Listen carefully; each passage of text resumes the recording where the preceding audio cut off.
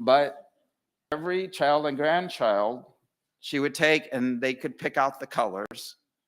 Mine's a nice Purdue, gold and old gold and black. And I think this is a Plymouth red and white. I don't think it's cream and crimson. Sorry for you other side of the family. Paul's is extra long, but for someone that their passion was not knitting, and you think of how many hours that she spent, knitting these, and especially later, she tried to make sure that everyone was done before they went off to college or left home. And they're very comforting. And it's just the hours that she would spend doing that and thinking about you is amazing. All right. All right. So I'll get the station wagon is safe in the snow. So you felt comfortable. It was forgiving of teenagers. All right. Someone we won't mention, but was after they had the license, was driving down 14th Road and decided to show how they could swerve. And the station, I wasn't going to say who it was. I didn't even know if you remembered. All right. And we all went without the parents in the car, of course. So we survived that. They were, the high school parking lot was designed conveniently with all the light poles around the outside so that if it was icy and you wanted to play in the car and do donuts, you would only occasionally get near one of them. But it was a cozy car that would be forgiving of teenagers. Probably the worst thing, I think Paul was in on this, but I'm not sure. But I know I was. Mom loved nature, and she did the butterfly garden at Webster School, would always bring in cocoons and things. So when we moved here, my parents wanted to get out of South Bend and the things going on there. And we had parakeets, and the parakeets died shortly afterward. We had an old bird cage in the basement. We were out in the woods. We found bird eggs. And so we brought them in. He was involved. I know I was. So we wrapped them up carefully and put them in the bird cage, and we were sure that we were going to have baby birds. And I'm sure that Mom knew that bird eggs weren't going to hatch. So they were down in the basement, and everybody kind of forgot about them until we heard a scream and the sound of a shovel on concrete. And my mom was scared to death of snakes. They were not bird eggs. They were king's eggs, and they hatched. But she didn't yell at us or anything. And I know that to her, this was like a terrifying thing. So it was a good, forgiving car. And I think Mom was like that. As Christians, it's not just forgiving, it's forgetting. And I think that she honestly forgot some of the stuff we put her through. All right. So I think this is it. That it's probably in bad taste, but notice what kind of car takes her to the cemetery today, and I think it's fitting. So I think that Mom's life and her faith was a quiet kind of faith. It was solid. It was dependable. It was comforting. And it was a good life. We're going to miss her. Thank you.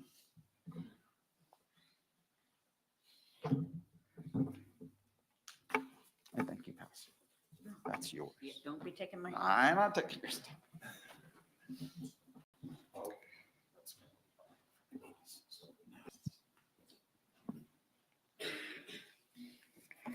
Is there anyone else who is ready to?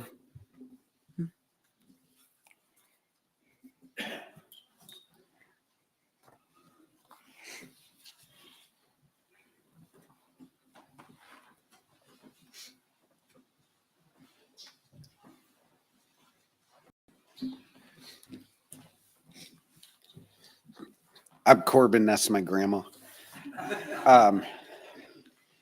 I just wanted to share a couple memories real quick and things about my grandma. Melita's going to read something. Um,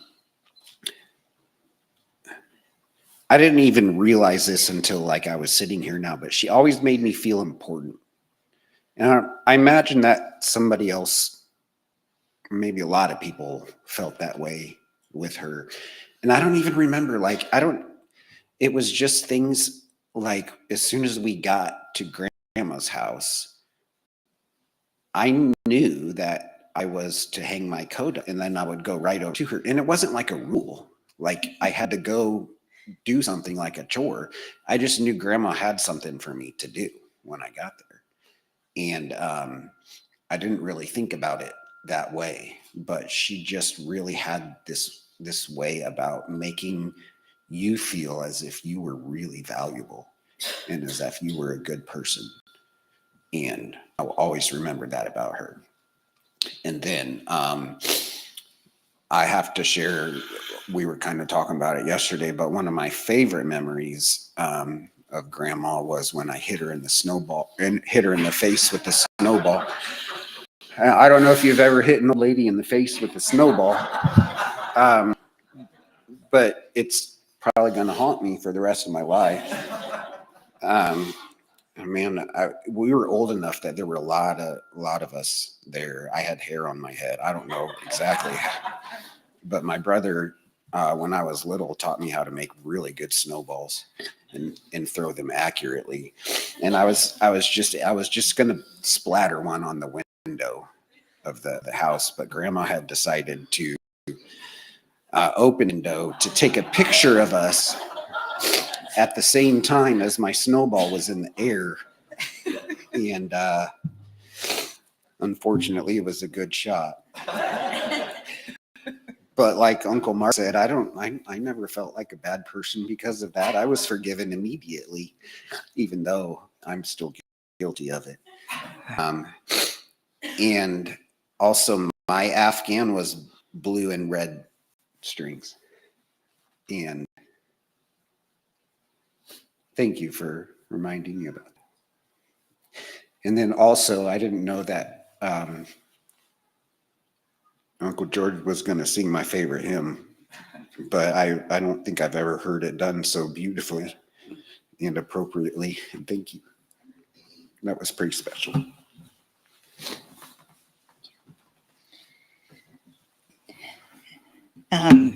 I'm Melita Lynette. I get to carry my grandma's name with me. And when my mom asked us if anybody wanted to speak, when I think of my grandmother, I always think of her house. Like I don't just think of her, but I think of her house. And so I wrote this and consulted with my brothers to share. My grandmother's house.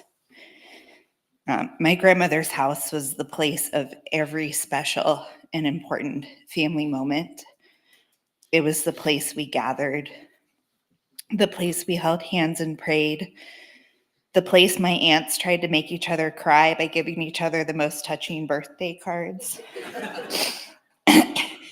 The place we opened stockings full of nuts and weird chocolates and tried to guess who gave who which Christmas present. My grandmother's house was the place we admired her green thumb, picked mulberries to make pie, learned the names of the birds that came to her feeders, took oatmeal baths when we got into the poison ivy in the woods, and discovered which pine cones are perfect pine cone wreaths, which I saw hanging in my mom's garage. My grandmother's house was a place of candlesticks, birthday cakes for Jesus, Jell-O molds, and entire tables full of desserts. My grandmother's house was a museum of all the important things that we gave to her. She never tired of taking us on a tour to remember the time when this photo was taken or when that clock was made, or when so-and-so went on that trip and brought her this trinket. She kept us all around her all the time. My grandmother's house was a place of board games after dinner and before second dinner,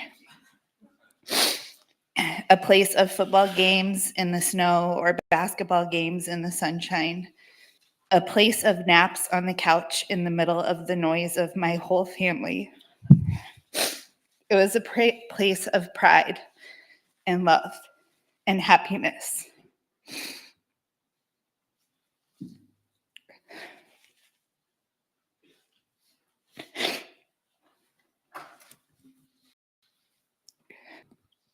My grandmother's house was the safest place on earth because it was her house. And we were lucky that she was our grandmother. Thank you.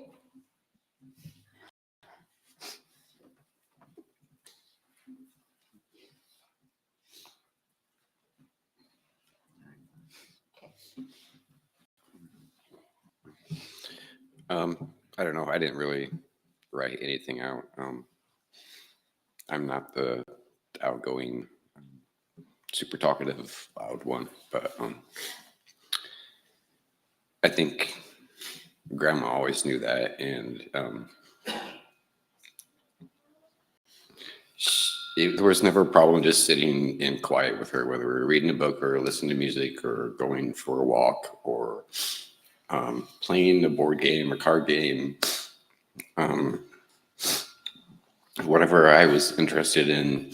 Even if she didn't know anything about it, she also took interest in and would learn about it. Up until recently, I picked up bowling, which is my new hobby, and she knew nothing about bowling and began emailing me and telling me how she was watching it on TVs on Sunday and asking me all kinds of questions about the scoring and how do they make the ball move like that and the oil patterns. And I think that's just what I remember about Grandma was she always had time for your interests, and she generally took time to understand them and learn them. And she was just great that way.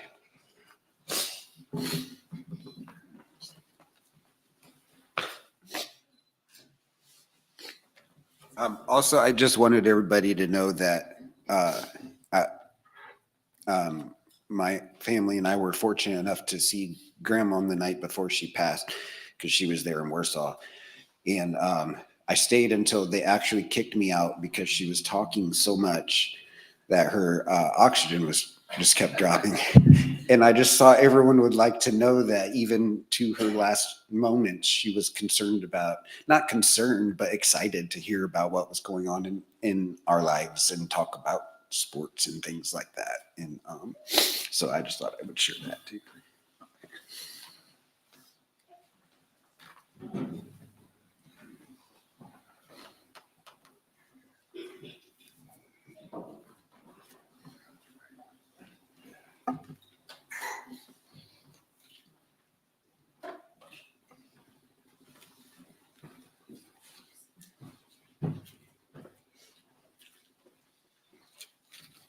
Well, I'm Paul. I'm the baby of the family. The victim of my older siblings. I hadn't planned to say anything here, but I got two of my coaches here, Mr. Pettibone and Mr. Snyder, and Stu back there. And my mom was really into Carol Burnett. She'd sit in her chair. I might be out with Ron and Stu and come home at night. She's always sitting there waiting on me. But she'd be laughing at Carol Burnett so hard she's crying. And at the end of every Carol Burnett, she did this earful. And I don't think my coaches or Stu knew this. But if I ever shot a free throw, I did this. And Mom knew. And the night she passed away, I was fortunate to get here. And the last thing we did is kissed her goodnight. She gave me an earful. So, but Mom loved the Cubs, and she actually saw them win the World Series. And I was very happy for that. And last year, she almost saw Purdue, almost make the championship. So that was a real moment I had. I called her before every game. Sometimes called her at halftime to make sure she was still, heart was still addicted if it was a close game, and after the games. And then two of my favorite memories recently were going to Purdue.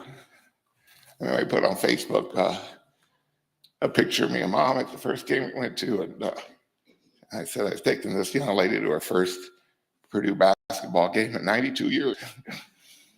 And then next year, got to bring Neil and Aaron. So I always remember that. So, yeah. So thank you.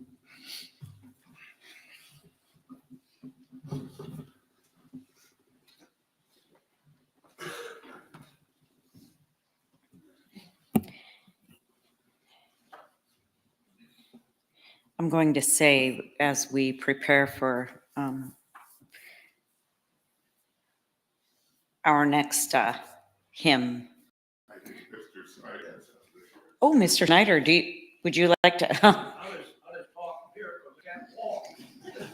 But first of all, this describes their mother and father. And they didn't know this, but their parents, I was on the first group for Habitat for Humanity to build a house. Their parents bought the first one over on 4th Street where we built the Habitat house. And I can't believe how well this describes your mother and father. I really don't need this. I'm a loudmouth. They all know that.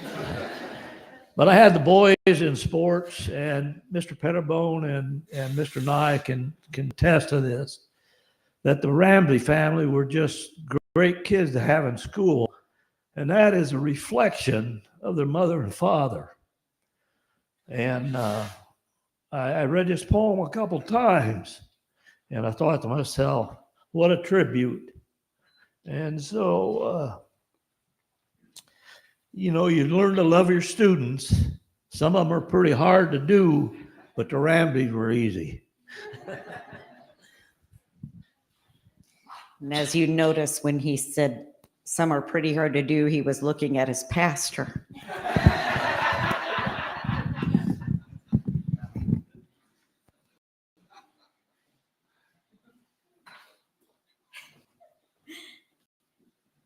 You guys are making this way too easy. Join with me. Let us sing His Eyes on the Sparrow, which I know was another one of Miss Lynette's favorites.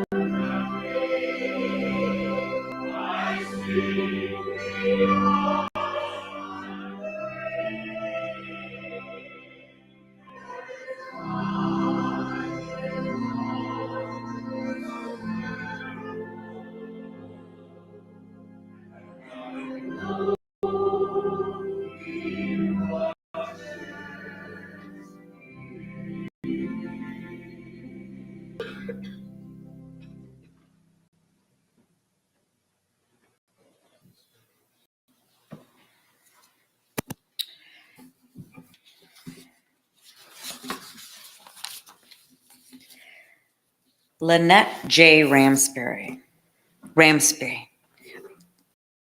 born January 15th. Sorry, let me restart.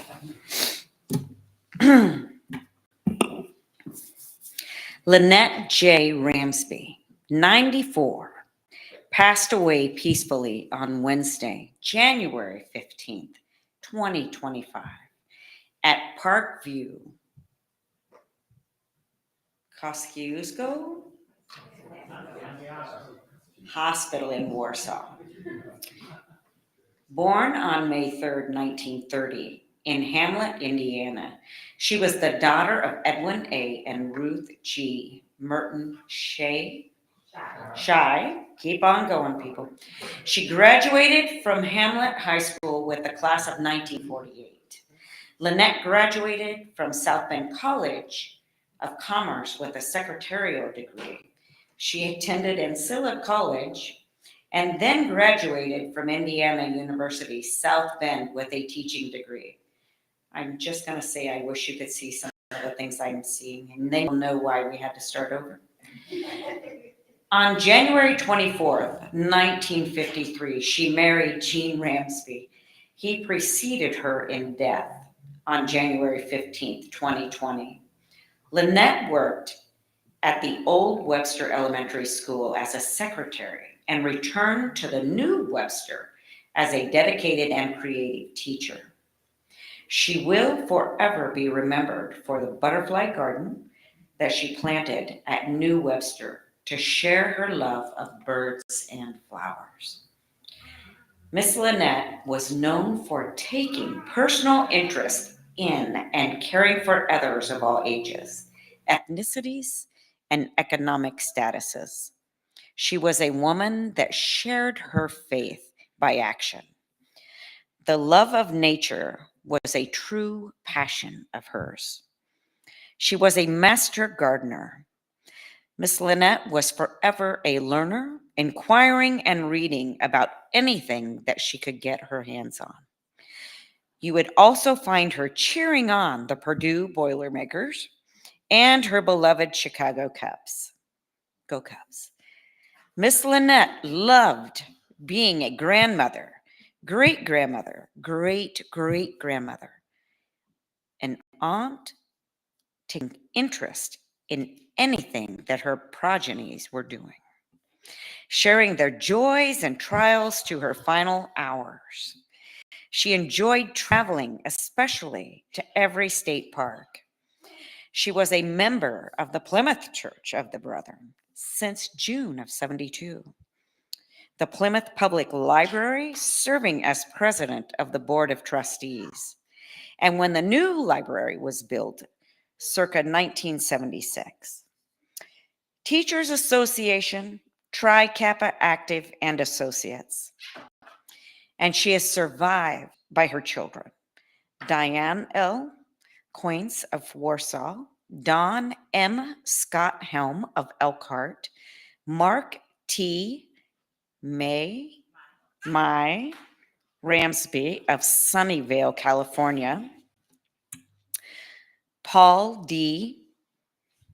Raylene Ramsby of Pipestone, Minnesota, 11 grandchildren, Aaron, Dana, Melita, Francisco, Corbin, Caitlin, Matt, Lauren, Andrea, Brock, Schultz, Amy, Einan, Mindy, Brian, Honaker, Katie, Tim, Keisha, Bai, Boy, Neil, Tyler, Ashley, and 13 great-grandchildren, Trinity, Beck, Noah, Roland, Walter, Charlie, Bryce, Macy, Lane, Carson, Sienna, Ava, and Elijah. One great-great-grandchild, Co. I am. Sister Pearl, George Killian. I'm sorry? Yes? Of Waxhaw, North Carolina. Cousin Holly Merton of San Diego, California. Miss Lynette is preceded in death by her parents, husband Jean, daughter Barbara, brothers Ray, Dorothy, yes, Shy, Ronald, brothers-in-law Richard, Phyllis, Ramsby, and Thomas Ramsby, infant grandson Kyle D. What a life. And I'm just going to say, Miss Lynette, wow, what a woman. I think that can be said graciously. A confession I have to make. When I met with part of the family as they were meeting to plan this celebration of life, wow. And they started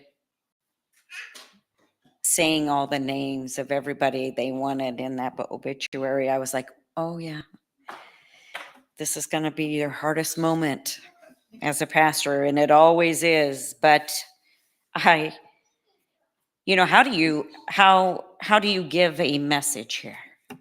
You've already encouraged so much. Your presence here is a testament and an encouragement. And as I was sitting over there laughing, crying, thinking, wow, what a woman, right? Wow, what a lineage she has left. A couple things came to mind.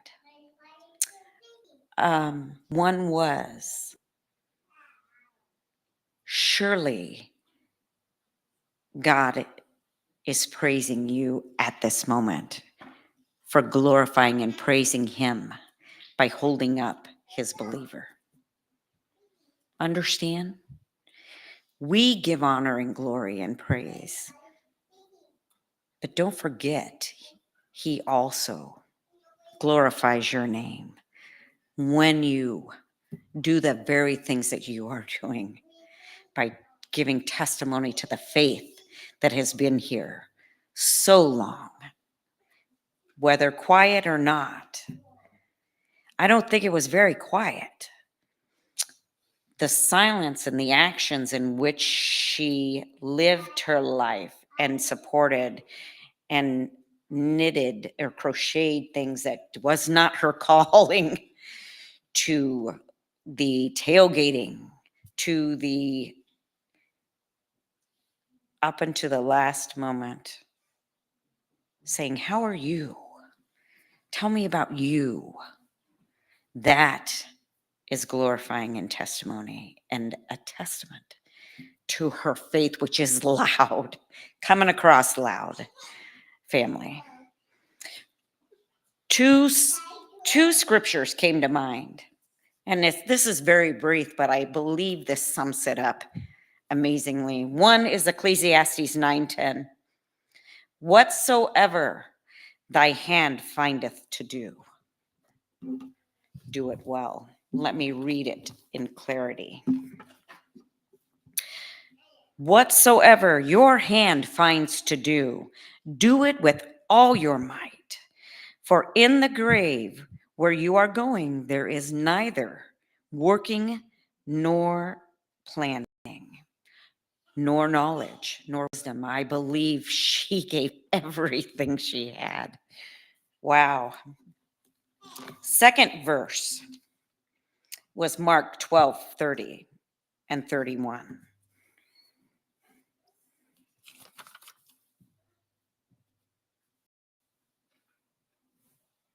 I'm sure I could recite this.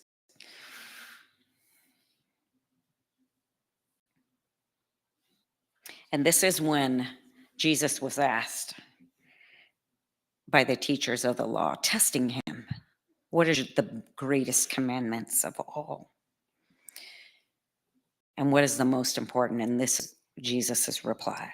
The most important one, answered Jesus, is this: Hear, O Israel, the Lord our God, the Lord is one. Love the Lord your God with all your heart and with all your soul and with all your mind and with all your strength. The second is this: love your neighbor as yourself. There is no commandment greater than these. And having not known Miss Lynette other than these last few weeks, knowing her prodigy, that is exactly what she did. Without discrimination. What a celebration, and what a joy, and what an honor.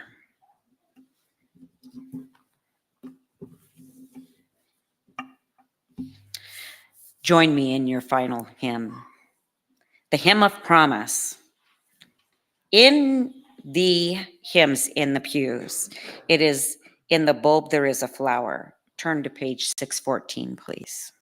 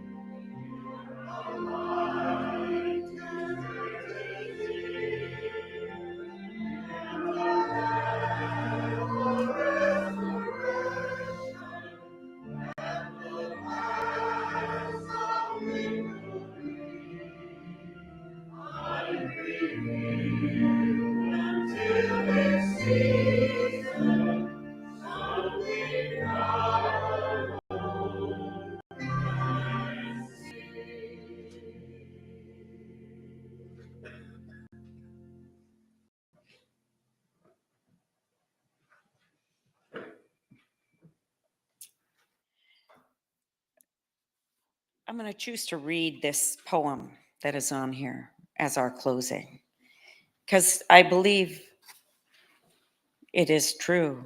Mr. Snyder said this is accurate, an accurate depiction. A wife, mother, a grandma too. This legacy we have from you. You taught us love and how to fight. You gave us strength, you gave us might. A stronger person would be hard to find, and in your heart you were always kind. You fought for us all in one way or another, not just as a wife, not just as a mother. For all of us, you gave your best. Now the time has come for you to rest. So go in peace, you've earned your sleep. Your love in our hearts will eternally keep. Keep this joy and memory of a mother, of a grandmother, of a great and great grandmother, of an aunt. As we dismiss the family, please remain seated until the family has exited. I am being invited by the family to share with you that those of you that do not wish, due to the inclement weather, to go to the burial site, are more than welcome to remain here. Head on downstairs. You can even begin your meal and enjoy it. So with that as well, I'm going to bless this meal that you may decide to choose to decide to eat before we get back. So gracious and almighty Father, again, the blessings of these people that have gathered in joy and in mourning of a loved one lost, one that we joyfully proclaim you have gained. Father, we pray nourishment of the food that we are about to eat as well. May it nourish our bodies as your word and as those you give us to guide and watch over us. May it nourish our soul. And Father, we pray for mercies and grace and peace and comfort among those gathered here today. Amen.